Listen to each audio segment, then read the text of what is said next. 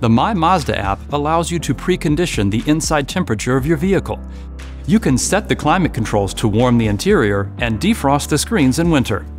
Or you can adjust the temperature so it's nice and cool after a shopping trip in summer.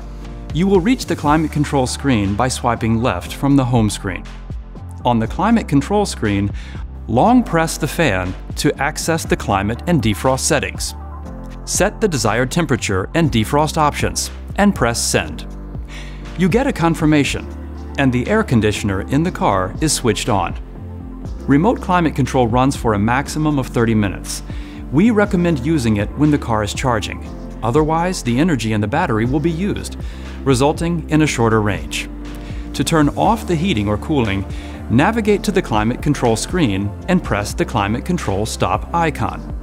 If you want to precondition your car regularly, for example, every day before you drive to work, you can use the climate control timer.